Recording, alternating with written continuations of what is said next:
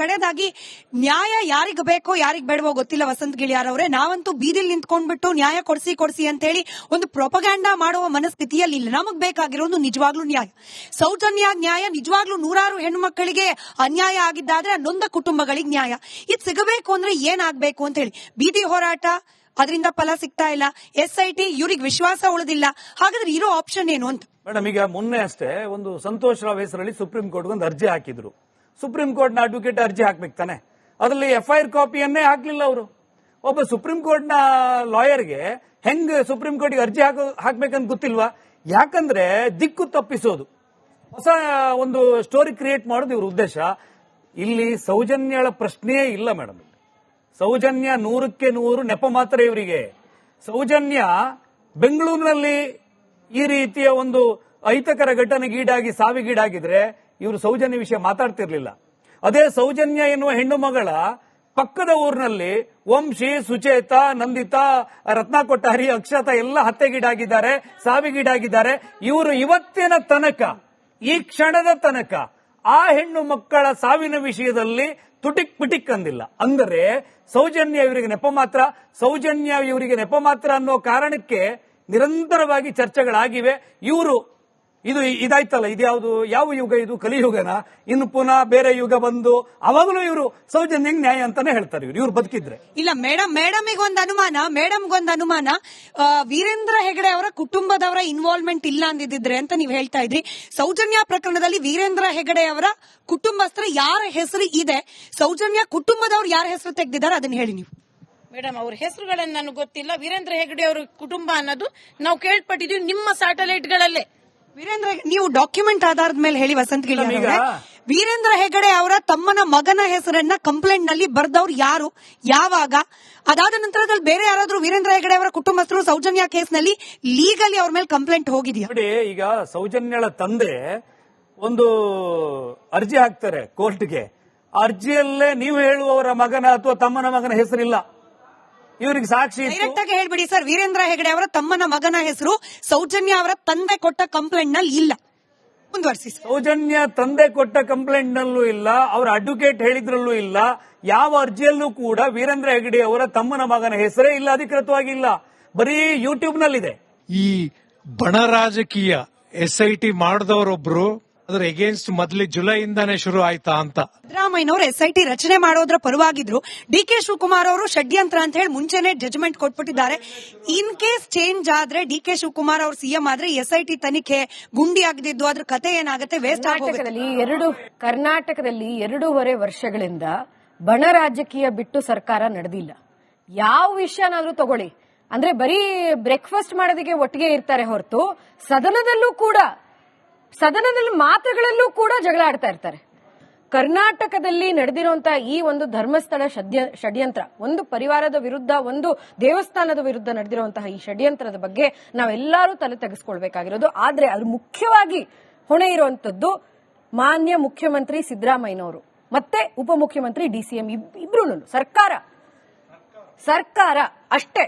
ಸರಿ, ನಾಗಲಕ್ಷ್ಮಿ ಚೌಧರಿ ಅವರಿಗೆ ನನಗೆ direct challenge madam, direct challenge Nagalakshmi Chaudhary ಅವರಿಗೆ. ನೀವು ಪತ್ರ ಬರೀತೀರಾ, ನಿಮಗೆ ಬೇಕಾದ ಕೇಸುಗಳ ಬಗ್ಗೆ ನೀವು ಪತ್ರ ಬರೀತೀರಾ, ರೀಲ್ಸ್ ಮಾಡ್ತೀರಾ, ಮೀಟಿಂಗ್ಗಳಿಗೆ ಹೋಗ್ತೀರಾ. ಡೈರೆಕ್ಟ್ ಚಾಲೆಂಜ್, ನೀವು ಎಷ್ಟು ದಿವಸ ನೀವು ಅಲ್ಲಿ ಅಧಿಕಾರದಲ್ಲಿ ಇರ್ತೀರೋ ಕರ್ನಾಟಕದಲ್ಲಿ ಕ್ರೈಮ್ ರೇಟ್ ಅಗೇನ್ಸ್ಟ್ ವಿಮೆನ್ ಕಡಿಮೆ ಮಾಡಿಸಿ. ಅಷ್ಟು ನೀವು ಮಾತಾಡ್ತಿರಲ್ಲ, ಅಷ್ಟು ಲೆಟರ್ ಬರೀತಿರಲ್ಲ, ನಿಮ್ಮದೇ ಸರ್ಕಾರ ಇರೋದ್ರಿಂದ ಕ್ರೈಮ್ ರೇಟ್ ಕಡಿಮೆ ಮಾಡಿ ಆಮೇಲೆ ಮಾತಾಡೋಣ. ಸರಿ, ವಸಂತ್ ಗಿಳಿಯಾರ್ ಅವರೇ, ಕಡೆದಾಗಿ SIT ಅಂತೂ ರಚನೆ ಆಗಿದೆ, ಸರ್ಕಾರ ಕೂಡ SITಗೆ ಫ್ರೀ ಹ್ಯಾಂಡ್ ಕೊಟ್ಟಿದ್ದೀವಿ ಅಂತ ಹೇಳ್ತಿದ್ದಾರೆ. ಈ ಪ್ರಕರಣ ಮತ್ತೊಂದು ಪ್ರಾಪಗ್ಯಾಂಡಾಕೋ ಮತ್ತೊಂದು ಆಂದೋಲನಕ್ಕೋ ದಾರಿ ಮಾಡಿಕೊಡದೆ ಇದಮ್ಮಿತ್ತಮ್ ಅನ್ನೋ ರೀತಿಯಲ್ಲಿ ತೀರ್ಪು ಹೊರಗೆ ಬರಬೇಕು ಅಂದ್ರೆ ಏನಾಗಬೇಕು? ಈಗ SITಯ ವರದಿಯಲ್ಲಿ ಏನ್ ಇರಬಹುದು ಅನ್ನೋದು ಇವ್ರಿಗೆ ಒಂದು ಹಂತಕ್ಕೆ ಅಂದಾಜ್ ಆಯ್ತಲ್ವಾ, ಅದ್ರ ತಕ್ಷಣ ತಗೊಂಡ್ಬಿಟ್ರು ಕೊಂದವ್ರು ಯಾರು ಅಂತೇಳಿ. ಇವ್ರು ಇದು ಕಂಟಿನ್ಯೂ ಮಾಡ್ತಾ ಇರೋದು. ಇವರಿಗೆ ಇನ್ನೂ ಒಂದೊಂದು ಹೊಸ ಸಬ್ಜೆಕ್ಟ್ ತಗೊಂಡು ಬರ್ತಾ ಇರ್ತಾರೆ. ಆದ್ರೆ ಈ ಕೊಂದವರು ಯಾರು ಎನ್ನುವುದು ಟಾರ್ಗೆಟ್ ಧರ್ಮಸ್ಥಳದ ಇನ್ನೊಂದು ಪಾರ್ಟ್ ಇದು. ಅದು ಕೂಡ ಅದಕ್ಕೂ ಒಂದು ಅಂತ್ಯ ಅಂತ ಬರುತ್ತೆ ಅಂತ ಒಂದಷ್ಟು ಅನುಮಾನಗಳು, ಒಂದಷ್ಟು ಗೊಂದಲಗಳು ಈಗಲೂ ಕೂಡ ಮುಂದುವರೆದಿರೋದ್ರಿಂದ ಬಹುಶಃ SIT ತನಿಖೆಯ ವರದಿ ಆಚೆ ಬಿದ್ದು ನಿಜವಾಗ್ಲೂ ಯಾರೆಲ್ಲ ಷಡ್ಯಂತ್ರಿಗಳಿದ್ದಾರೆ ಅವ್ರ ವಿರುದ್ಧ ಕ್ರಮ ಆಗಿ ಷಡ್ಯಂತ್ರ ಇನ್ನು ಮುಂದೆ ಆಗದೆ ಇರೋ ರೀತಿಯಲ್ಲಿ ಕ್ರಮ ಕೈಗೊಂಡ್ರೆ ರಾಜ್ಯ ಸರ್ಕಾರದ SIT ರಚನೆ ಮಾಡುವ ಕ್ರಮ ಏನಿದೆ ಅದಕ್ಕೂ ಕೂಡ ಒಂದು ಸಾರ್ಥಕತೆ ಬರುತ್ತೇನೋ. ಅದಾದಷ್ಟು ಶೀಘ್ರದಲ್ಲಿ ಆಗ್ಲಿ ಅಂತ ಬಯಸ್ತಾ ಧನ್ಯವಾದ ಇಬ್ಬರಿಗೂ ಚರ್ಚೆಯಲ್ಲಿ ಭಾಗಿಯಾಗಿದ್ದಕ್ಕೆ, ಹಾಗೆ ತಮ್ಮೆಲ್ಲರಿಗೂ ಕೂಡ ಧನ್ಯವಾದ ಕಾರ್ಯಕ್ರಮದಲ್ಲಿ ಭಾಗಿಯಾಗಿದ್ದಕ್ಕೆ. ಇದಾಗಿತ್ತು ಇವತ್ತಿನ ವಿಶೇಷ. ನೋಡ್ತಾ ಇರಿ ರಿಪಬ್ಲಿಕ್ ಕನ್ನಡ, ಇದು ನಿಮ್ಮ ಧ್ವನಿ. ಕಡೆದಾಗಿ ನ್ಯಾಯ ಯಾರಿಗ್ ಬೇಕೋ ಯಾರಿಗ್ ಬೇಡವೋ ಗೊತ್ತಿಲ್ಲ ವಸಂತ್ ಗಿಳಿಯಾರ್ ಅವರೇ, ನಾವಂತೂ ಬೀದಿಲ್ ನಿಂತ್ಕೊಂಡ್ಬಿಟ್ಟು ನ್ಯಾಯ ಕೊಡಿಸಿ ಅಂತ ಹೇಳಿ ಒಂದು ಪ್ರೊಪಗ್ಯಾಂಡಾ ಮಾಡುವ ಮನಸ್ಥಿತಿಯಲ್ಲಿ ಇಲ್ಲ. ನಮಗ್ ಬೇಕಾಗಿರೋದು ನಿಜವಾಗ್ಲೂ ನ್ಯಾಯ, ಸೌಜನ್ಯ ನ್ಯಾಯ. ನಿಜವಾಗ್ಲೂ ನೂರಾರು ಹೆಣ್ಣು ಮಕ್ಕಳಿಗೆ ಅನ್ಯಾಯ ಆಗಿದ್ದಾದ್ರೆ ನೊಂದ ಕುಟುಂಬಗಳಿಗೆ ನ್ಯಾಯ ಇದು ಸಿಗಬೇಕು ಅಂದ್ರೆ ಏನಾಗಬೇಕು ಅಂತ ಹೇಳಿ ಬೀದಿ ಹೋರಾಟ, ಅದರಿಂದ ಫಲ ಸಿಗ್ತಾ ಇಲ್ಲ. SIT ಇವ್ರಿಗೆ ವಿಶ್ವಾಸ ಉಳಿದಿಲ್ಲ. ಹಾಗಾದ್ರೆ ಇರೋ ಆಪ್ಷನ್ ಏನು ಅಂತ ಮೇಡಮ್, ಈಗ ಮೊನ್ನೆ ಅಷ್ಟೇ ಒಂದು ಸಂತೋಷ್ ರಾವ್ ಹೆಸರಲ್ಲಿ ಸುಪ್ರೀಂ ಕೋರ್ಟ್ ಒಂದು ಅರ್ಜಿ ಹಾಕಿದ್ರು. ಸುಪ್ರೀಂ ಕೋರ್ಟ್ ನ ಅಡ್ವೊಕೇಟ್ ಅರ್ಜಿ ಹಾಕ್ಬೇಕು ತಾನೆ, ಅದರಲ್ಲಿ FIR ಕಾಪಿಯನ್ನೇ ಹಾಕ್ಲಿಲ್ಲ ಅವರು. ಒಬ್ಬ ಸುಪ್ರೀಂ ಕೋರ್ಟ್ ನ ಲಾಯರ್ಗೆ ಹೆಂಗ್ ಸುಪ್ರೀಂ ಕೋರ್ಟ್ಗೆ ಅರ್ಜಿ ಹಾಕ್ಬೇಕಂತ ಗೊತ್ತಿಲ್ವಾ? ಯಾಕಂದ್ರೆ ದಿಕ್ಕು ತಪ್ಪಿಸೋದು, ಹೊಸ ಒಂದು ಸ್ಟೋರಿ ಕ್ರಿಯೇಟ್ ಮಾಡೋದು ಇವ್ರ ಉದ್ದೇಶ. ಇಲ್ಲಿ ಸೌಜನ್ಯಳ ಪ್ರಶ್ನೆಯೇ ಇಲ್ಲ ಮೇಡಮ್. ಸೌಜನ್ಯ 100ಕ್ಕೆ 100 ನೆಪ ಮಾತ್ರ ಇವರಿಗೆ. ಸೌಜನ್ಯ ಬೆಂಗಳೂರಿನಲ್ಲಿ ಈ ರೀತಿಯ ಒಂದು ಅಹಿತಕರ ಘಟನೆಗೀಡಾಗಿ ಸಾವಿಗೀಡಾಗಿದ್ರೆ ಇವರು ಸೌಜನ್ಯ ವಿಷಯ ಮಾತಾಡ್ತಿರ್ಲಿಲ್ಲ. ಅದೇ ಸೌಜನ್ಯ ಎನ್ನುವ ಹೆಣ್ಣು ಮಗಳ ಪಕ್ಕದ ಊರಿನಲ್ಲಿ ವಂಶಿ, ಸುಚೇತಾ, ನಂದಿತಾ, ರತ್ನ ಕೊಟ್ಟಾರಿ, ಅಕ್ಷತಾ ಎಲ್ಲ ಹತ್ಯೆಗೀಡಾಗಿದ್ದಾರೆ, ಸಾವಿಗೀಡಾಗಿದ್ದಾರೆ. ಇವರು ಇವತ್ತಿನ ತನಕ, ಈ ಕ್ಷಣದ ತನಕ ಆ ಹೆಣ್ಣು ಮಕ್ಕಳ ಸಾವಿನ ವಿಷಯದಲ್ಲಿ ತುಟಿಕ್ ಪಿಟಿಕ್ ಅಂದಿಲ್ಲ. ಅಂದರೆ ಸೌಜನ್ಯ ಇವರಿಗೆ ನೆಪ ಮಾತ್ರ, ಸೌಜನ್ಯ ಇವರಿಗೆ ನೆಪ ಮಾತ್ರ ಅನ್ನೋ ಕಾರಣಕ್ಕೆ ನಿರಂತರವಾಗಿ ಚರ್ಚೆಗಳಾಗಿವೆ. ಇವರು ಇದಾಯ್ತಲ್ಲ, ಇದ್ಯಾವುದು, ಯಾವ ಯುಗ ಇದು? ಕಲಿಯುಗನ? ಇನ್ನು ಪುನಃ ಬೇರೆ ಯುಗ ಬಂದು ಅವಾಗಲೂ ಇವರು ಸೌಜನ್ಯಂಗ್ ನ್ಯಾಯ ಅಂತಾನೆ ಹೇಳ್ತಾರೆ ಇವ್ರು ಬದುಕಿದ್ರೆ. ಇಲ್ಲ ಮೇಡಮ್ಗೊಂದು ಅನುಮಾನ, ವೀರೇಂದ್ರ ಹೆಗಡೆ ಅವರ ಕುಟುಂಬದವರ ಇನ್ವಾಲ್ವ್ಮೆಂಟ್ ಇಲ್ಲ ಅಂದಿದ್ರೆ ಅಂತ ನೀವು ಹೇಳ್ತಾ ಇದ್ರಿ. ಸೌಜನ್ಯ ಪ್ರಕರಣದಲ್ಲಿ ವೀರೇಂದ್ರ ಹೆಗಡೆ ಅವರ ಕುಟುಂಬಸ್ಥರ ಯಾರ ಹೆಸರು ಇದೆ, ಸೌಜನ್ಯ ಕುಟುಂಬದವ್ರು ಯಾರ ಹೆಸರು ತೆಗೆದಿದ್ದಾರೆ ಅದನ್ನ ಹೇಳಿ ನೀವು. ಮೇಡಮ್, ಅವ್ರ ಹೆಸರುಗಳನ್ನ ನನಗೆ ಗೊತ್ತಿಲ್ಲ. ವೀರೇಂದ್ರ ಹೆಗಡೆ ಅವರ ಕುಟುಂಬ ಅನ್ನೋದು ನಾವು ಕೇಳ್ಪಟ್ಟಿದೀವಿ ನಿಮ್ಮ ಸ್ಯಾಟಲೈಟ್ಗಳಲ್ಲೇ. ವೀರೇಂದ್ರ, ನೀವು ಡಾಕ್ಯುಮೆಂಟ್ ಆಧಾರದ ಮೇಲೆ ಹೇಳಿ ವಸಂತ್ ಗಿಳಿಯಾರ್ ಅವರೇ. ವೀರೇಂದ್ರ ಹೆಗಡೆ ಅವರ ತಮ್ಮನ ಮಗನ ಹೆಸರನ್ನ ಕಂಪ್ಲೇಂಟ್ ನಲ್ಲಿ ಬರ್ದವ್ರು ಯಾರು, ಯಾವಾಗ? ಅದಾದ ನಂತರದಲ್ಲಿ ಬೇರೆ ಯಾರಾದ್ರೂ ವೀರೇಂದ್ರ ಹೆಗಡೆ ಅವರ ಕುಟುಂಬಸ್ಥರು ಸೌಜನ್ಯ ಕೇಸ್ ನಲ್ಲಿ ಲೀಗಲಿ ಅವ್ರ ಮೇಲೆ ಕಂಪ್ಲೇಂಟ್ ಹೋಗಿದೆಯಾ? ನೋಡಿ, ಈಗ ಸೌಜನ್ಯಳ ತಂದೆ ಒಂದು ಅರ್ಜಿ ಹಾಕ್ತಾರೆ ಕೋರ್ಟ್ಗೆ.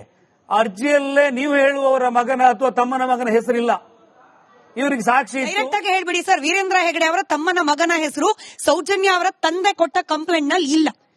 ಮುಂದುವರಿಸಿ. ಸೌಜನ್ಯ ತಂದೆ ಕೊಟ್ಟ ಕಂಪ್ಲೇಂಟ್ ನಲ್ಲೂ ಇಲ್ಲ, ಅವರ ಅಡ್ವೊಕೇಟ್ ಹೇಳಿದ್ರಲ್ಲೂ ಇಲ್ಲ, ಯಾವ ಅರ್ಜಿಯಲ್ಲೂ ಕೂಡ ವೀರೇಂದ್ರ ಹೆಗಡೆ ಅವರ ತಮ್ಮನ ಮಗನ ಹೆಸರೇ ಇಲ್ಲ, ಅಧಿಕೃತವಾಗಿ ಇಲ್ಲ. ಬರೀ ಯೂಟ್ಯೂಬ್ ನಲ್ಲಿದೆ. ಈ ಬಣ ರಾಜಕೀಯ SIT ಮಾಡಿದವರೊಬ್ರು ಅದ್ರ ಎಗೇನ್ಸ್ಟ್ ಮೊದಲೇ ಜುಲೈಯಿಂದಾನೇ ಶುರು ಆಯ್ತಾ ಅಂತ ಸಿದ್ದರಾಮಯ್ಯನವರು SIT ರಚನೆ ಮಾಡೋದ್ರ ಪರವಾಗಿದ್ರು. DK ಶಿವಕುಮಾರ್ ಅವರು ಷಡ್ಯಂತ್ರ ಅಂತ ಹೇಳಿ ಮುಂಚೆನೆ ಜಜ್ಮೆಂಟ್ ಕೊಟ್ಬಿಟ್ಟಿದ್ದಾರೆ. ಇನ್ ಕೇಸ್ ಚೇಂಜ್ ಆದ್ರೆ DK ಶಿವಕುಮಾರ್ ಅವರು CM ಆದ್ರೆ SIT ತನಿಖೆ ಗುಂಡಿ ಆಗದಿದ್ದು ಅದ್ರ ಕತೆ ಏನಾಗುತ್ತೆ? ವೇಸ್ಟ್ ಆಗೋಗುತ್ತೆ.